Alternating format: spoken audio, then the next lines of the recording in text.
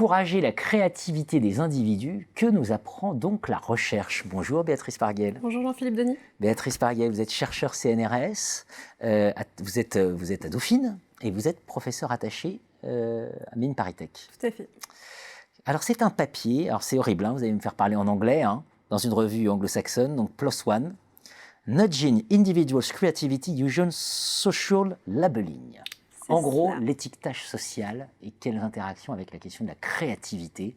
Si je dis que vous êtes créatif ou que je ne trouve pas créative, ça va avoir un impact sur votre propre créativité. C'est ça, si je résume. C'est l'idée générale du papier. C'est l'idée générale. Alors, comment on l'encourage, cette créativité?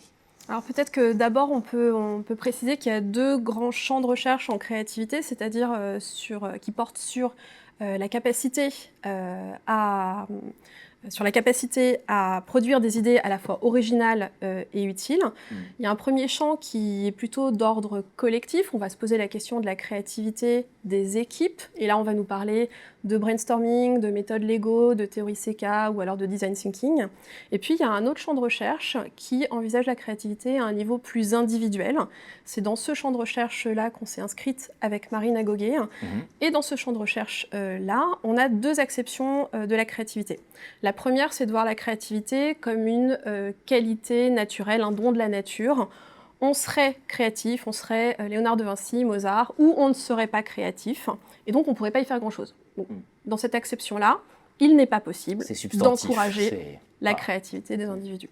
Et puis, il y a une autre manière de voir la créativité avec des travaux qui nous disent si, on peut encourager la créativité des individus en jouant sur un certain nombre de dispositifs qui peuvent être de l'ordre de l'éducation formelle ou informelle, de l'ordre d'un climat organisationnel ou d'un support de la hiérarchie qui va être favorable à la créativité.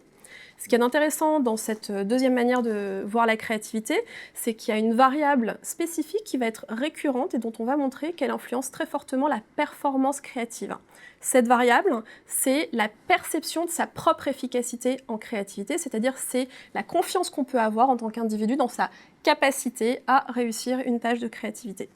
Et à partir de là, avec Marine Agoguet, on est allé voir un peu ce qu'on trouvait en psychologie comme théorie susceptible d'expliquer des modifications de la perception de soi avec des impacts sur des comportements. Et on est tombé sur la théorie de l'étiquetage social. Marine Agoguet, que j'ai omis de citer, qui est à HEC Montréal, et donc que nous saluons.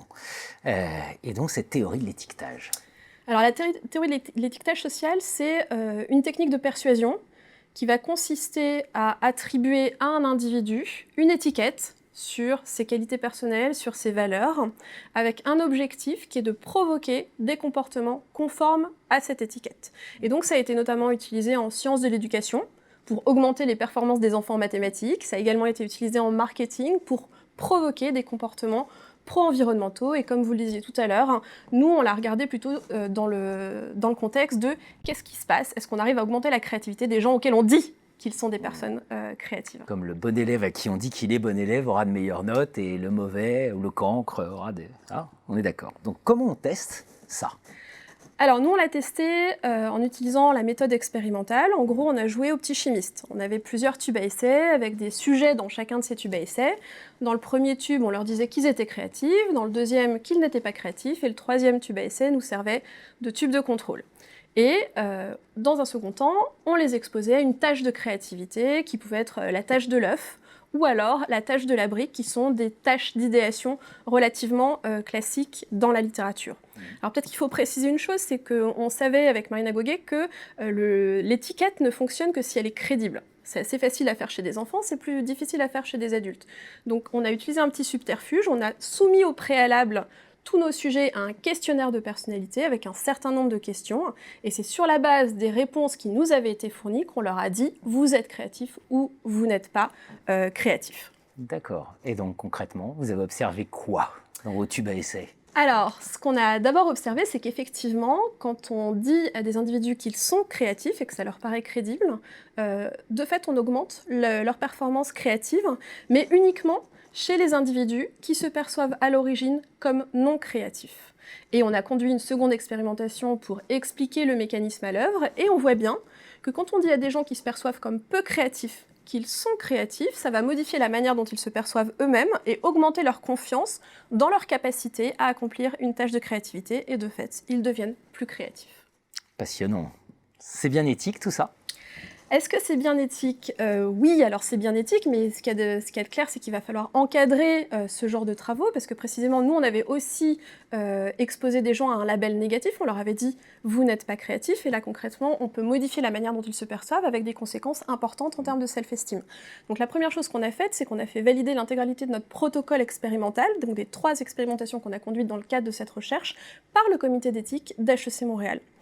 Ensuite, lors de l'expérimentation, en amont, on a collecté le consentement éclairé de tous les sujets qui participaient, et en aval, on les a intégralement débriefés sur la conduite de l'expérimentation, et notamment, on leur a dit que l'étiquette qu'ils avaient reçue, notamment « vous n'êtes pas créatif », avait été attribuée de manière totalement aléatoire et ne reposait pas du tout sur leurs éventuelles qualités. Sur les éventuelles qualités, parce qu'on imagine bien que si on la reçoit, cette étiquette... Ça peut faire mal. Ça peut faire mal.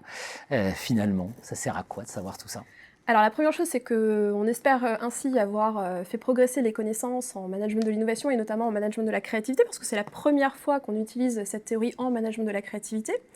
Et la deuxième chose, c'est sur un plan plus opérationnel, on peut observer que la théorie de l'étiquetage social, c'est une théorie qui est relativement frugale. Elle ne nécessite pas d'un contexte organisationnel spécialement coûteux, autant que ce soit financièrement ou organisationnellement. Et donc, de fait, on peut l'utiliser de manière assez facile dans des contextes où on a un besoin de créativité très rapide, mais pas de soutien organisationnel pour l'accompagner ou la soutenir. Donc, ça peut être le cas de start-up, ça peut être le cas d'un besoin urgent de créativité. Et puis, on peut aussi noter que ça peut très bien être intégré comme brique dans le cadre d'un protocole plus large de créativité en collectif. On n'oubliera pas aussi que la première des marques de créativité, c'est de se défier des étiquettes. Aussi. Pour faire simple. C'est vrai. Merci Béatrice. Merci Jean-Philippe Denis.